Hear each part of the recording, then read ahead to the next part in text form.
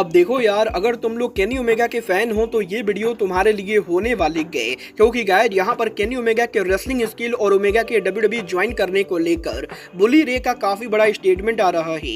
WWE के WrestleMania के लिए गोलियां यहाँ पर अमेरिका में आने वाली गए। एडब्ल्यू कंपनी को लेकर सीएम पंक के इंटरव्यू के सामने आने के बाद एडी किंगस्टन ने फाइनली पंक के इंटरव्यू को लेकर बात की गई। तो गाइस वहीं एडब्ल्यू के कल होने वाले डायनामाइट शो के ऊपर हमें यहाँ पर क्या कुछ चीजें देखने को मिलेंगी, इसको लेकर हम इस वीडियो पर बात करेंगे। तो गाइस चलिए बिना किसी देरी के शुरू करते हैं इस वीडियो को। और गाइस सबसे पहले बात करेंगे एनजेपीडब्ल्यू की स्ट्रॉन्ग वुमेन चैंपियन गोलिया की। वेल गाइस ये बात तो हम सभी लोगों को मालूम है। रिसेंटली यहाँ पर गोलिया के एनजेपीडब्ल्यू के स्ट्रॉन्ग वुमेन टाइटल को हार जाने के बाद वो यहाँ पर अब एनजेपीडब्ल्यू और स्टारडम रेसलिंग को लीव कर चुकी है। और वैसे तो पिछले 5 महीनों से इस चीज को लेकर रूमर चल रही है कि गोलिया यहाँ पर डब्ल्यूडब्ल्यूई को ज्वाइन करने वाली गए। बट गाइस अब यहाँ पर आज टोक्यो स्पोर्ट की तरफ से गोलिया के डब्ल्यूडब्ल्यूई पर अपीयर होने को लेकर बहुत ही बड़ी अपडेट आ रही है, जहां पर टोक्यो स्पोर्ट ने यह कंफर्म कर दिया है कि आज यहां पर गोलिया ने जापान को लीव कर दिया है। और गाइस गोलिया यहां पर अब अमेरिका के अंदर अराइव हो रही है। और टोक्यो स्पोर्ट का यह कहना है कि गोलिया यहां पर डब्ल्यूडब्ल्यूई के रेसलमेनिया को अटेंड करने के लिए जापान को लीव करके अमेरिका जा रही है। वेल टोक्यो स्पोर्ट ने यह कंफर्म नहीं किया है कि गोलिया यहां पर डब्ल्यूडब्ल्यूई के रेसलमेनिया को देखने के लिए क्राउड के बीच में होने वाली है, या वो यहां पर डब्ल्यूडब्ल्यूई को ज्वाइन करने के लिए रेसलमेनिया वीकेंड में डब्ल्यूडब्ल्यूई के पास जाने वाली गए। बट गाइस यहां पर यह कंफर्म हो चुका है कि गोलिया यहां पर डब्ल्यूडब्ल्यूई के रेसलमेनिया वीकेंड के अंदर फिलाडेल्फिया के अंदर होने वाली गए। और अब यह देखना दिलचस्प होने वाला है कि गोलिया यहां पर डब्ल्यूडब्ल्यूई के एनएक्सटी के क्राउड पर अपीयर होती गए, या वो यहां पर डब्ल्यूडब्ल्यूई के मेन रोस्टर के ऊपर उनका डेब्यू करती गए। मतलब ये तो आने वाला टाइम बताएगा कि डब्ल्यूडब्ल्यूई गोलिया का डेब्यू कैसे कराती गए। बट गाइस जहां तक बात रही डब्ल्यूडब्ल्यूई और एडब्ल्यू की, तो गाइस यहीं अब डब्ल्यूडब्ल्यूई हॉल ऑफ फेमर बुली रे की तरफ से एडब्ल्यू के farmer world champion Kenny Omega को लेकर काफी ज्यादा कंट्रोवर्शियल स्टेटमेंट सामने आ रहा है। वेल गाइस ये बात तो हम सभी लोगों को मालूम है कि केनी ओमेगा को लंबे टाइम से दुनिया का सबसे बेहतरीन रेसलर कहा जाता है। बट गाइस इसके बावजूद भी बुली रे के लेटेस्ट पॉडकास्ट के ऊपर बुली रे ने केनी ओमेगा के रेसलिंग स्किल पर सवाल उठा दिया है। और गाइस बुली रे का ये कहना है कि वो यहाँ पर पर्सनली ये चाहते गए कि केनी ओमेगा यहाँ पर डब्ल्यूडब्ल्यूई कंपनी को ज्वाइन करे, क्योंकि जब यहाँ पर ओमेगा डब्ल्यूडब्ल्यूई को ज्वाइन करेंगे तो गाइस ओमेगा को फाइनली ये सीखने को मिलेगा कि रेसलिंग बिजनेस के अंदर यहाँ पर मैचेज में साइकोलॉजी कैसे काम करती गए। और गाइस बुली रे का ये कहना है कि वो पर्सनली ये चाहते गए कि केनी ओमेगा डब्ल्यूडब्ल्यूई को ज्वाइन करके रेंडी ऑटम के साथ रेसल करे, क्योंकि जब यहाँ पर ओमेगा रेंडी ऑटम के साथ मैच लड़ेंगे तो गाइस ओमेगा को ऑटम से ये सीखने को मिलेगा कि आखिर यहाँ पर मैच के अंदर कौन सा मूव कब हिट किया जाता है। और गाइस मैच के अंदर क्राउड का पॉप पाने के लिए रियल में रेसलिंग कैसे की जाती गए। और गाइस बुली रे का ये कहना है कि एजे स्टाइल को भी लोग यहाँ पर काफी बेहतरीन रेसलर मानते थे।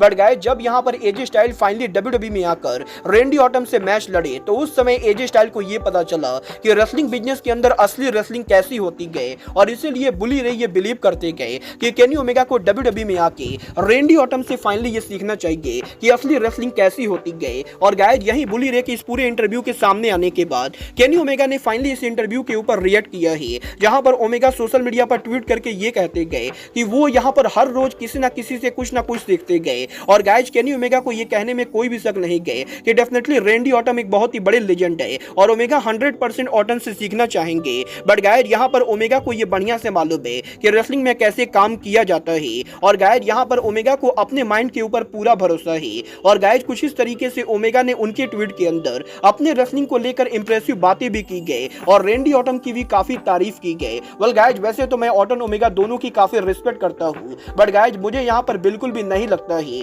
कि बुली रे यहाँ पर जो भी बातें कर रहे गए उन बातों का रियलिटी से कुछ भी लेना देना है। वेल आपको क्या लगता है, केनी ओमेगा को डब्ल्यूडब्ल्यूई में जाकर रेंडी ऑटम से रेसलिंग सीखनी चाहिए या नहीं?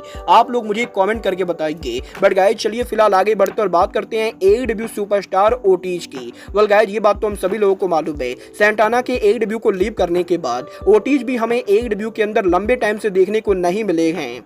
और गाइस यहीं ओटीज के लगातार एडब्ल्यू के टीवी से गायब रहने के बाद अब आज यहाँ पर सोशल मीडिया के ऊपर ओटीज ने यहाँ पर उनके इंजरी को लेकर काफी बड़ी अपडेट दी गई, जहाँ पर ओटीज ने सोशल मीडिया के ऊपर हॉस्पिटल के अंदर से उनके पिक्चर को शेयर किया है। और ओटीज ने ये कंफर्म कर दिया है कि वो यहाँ पर लंबे टाइम से उनके बाइसेप्स इंजरी को लेकर गुजर रहे थे। और गाइस यहीं ओटीज के इस इंजरी से काफी सफर करने के बाद आज यहाँ पर फाइनली ओटीज ने उनकी सर्जरी करा ली गई। और गाइस जैसा कि आप इस पिक्चर में देख सकते हो, ओटीज यहाँ पर हॉस्पिटल के अंदर उनकी सर्जरी करा चुके गए और यहीं ओटीज की अब सर्जरी होने के बाद वो यहाँ पर लंबे टाइम तक उनकी सर्जरी से रिकवर करने वाले गए। और आप लोग यहाँ पर ये मानकर चल सकते हो कि आने वाले 4 से 5 महीनों तक ओटीज यहाँ पर रेसलिंग से बाहर रहने वाले गए। वेल देखना बहुत ही दिलचस्प होने वाला है कि सैंटाना के एईडब्ल्यू कंपनी को लीव करने के बाद ओटीज यहाँ पर एईडब्ल्यू पर कब रिटर्न करते गए। बट गाइस जहां तक बात रही रिटर्न करने की, तो गाइस यही सीएम पंक के डब्ल्यूडब्ल्यूई पर रिटर्न करने के बाद 2 दिन पहले सीएम पंक ने एरियल एल्वानी के साथ उनके इंटरव्यू के अंदर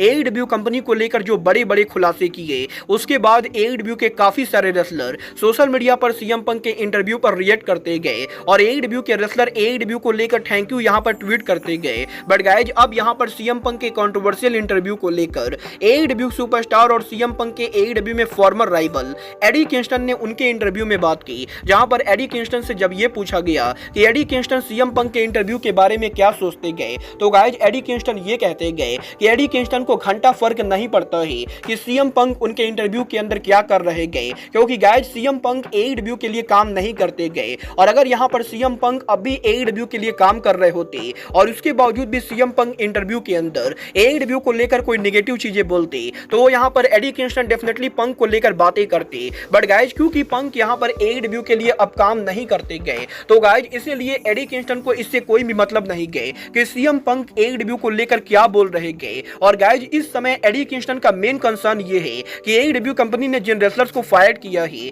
वो रेसलर अब उनके करियर में आगे क्या करेंगे। और गाइस एडी किंगस्टन को सीएम पंक से ज्यादा करंटली यहां पर उन 10 रेसलर्स को लेकर चिंता हो रही है कि उन रेसलर्स के एईडब्ल्यू से फायर्ड होने के बाद उनको यहां पर कोई कंपनी साइन करेगी या नहीं। और बेसिकली यहां पर एडी का ये कहना है कि क्योंकि सीएम पंक एईडब्ल्यू पर काम नहीं करते गए, तो गाइस इसीलिए सीएम पंक उनके इंटरव्यू में कुछ भी बोले, इससे यहां पर लोगों को फर्क नहीं पड़ना चाहिए। वेल आप लोग एडी की बातों से एग्री करते हो या नहीं, आप लोग मुझे कमेंट करके बताएंगे। बट गाइस चलिए फिलहाल आगे बढ़ते और बात करते हैं एईडब्ल्यू के कल होने वाले डायनामाइट शो की। वेल बात करें एईडब्ल्यू के कल होने वाले डायनामाइट शो की, तो गाइस 3 हफ्तों तक एईडब्ल्यू के कनाडा में शो करने के बाद कल एईडब्ल्यू कंपनी फाइनली अमेरिका के अंदर उनका रिटर्न करने वाली गए, जहां पर एईडब्ल्यू कंपनी डीसीयू सेंटर के अंदर कल यहां पर उनके डायनामाइट शो को करेगी। और बात करें यहां पर शो की कैपेसिटी की, तो गाइस कल यहां पर एईडब्ल्यू कंपनी डीसीयू सेंटर के अंदर ओवरऑल कैपेसिटी करीबन यहां पर 3126 के बराबर है, जहां पर 3126 टिकट में से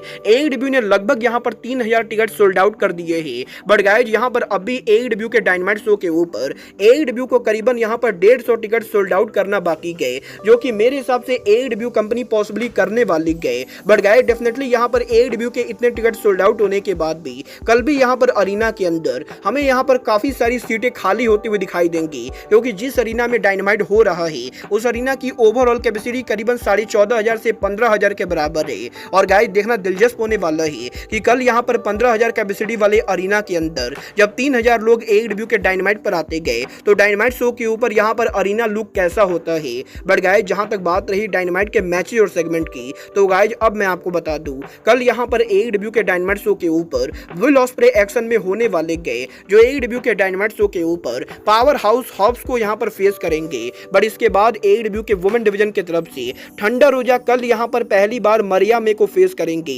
तो वहीं टैग टीम चैंपियनशिप के सेमीफाइनल के अंदर द यंग बक्स कल यहां पर बेस्ट फ्रेंड को फेस करेंगे। और 3 हफ्तों तक एईडब्ल्यू से गायब रहने के बाद जे वाइट फाइनली डायनामाइट पर रिटर्न मैच के अंदर कल यहां पर डैडी एस बिली गन को फेस करेंगे। तो गाइस वहीं ले चैंपियन क्रिस जेरिको कल डायनामाइट शो के ऊपर हमें यहां पर हुक के साथ अपीयर होते हुए दिखाई देंगे। और फाइनली डायनामाइट के मेन इवेंट के ऊपर स्वर्ग स्ट्रिकलैंड और समोआ जो के बीच में एईडब्ल्यू के डायनेस्टी पेपर-व्यू पर वर्ल्ड चैंपियनशिप मैच को लेकर ऑफिशियल कॉन्ट्रैक्ट साइनिंग होने वाला है।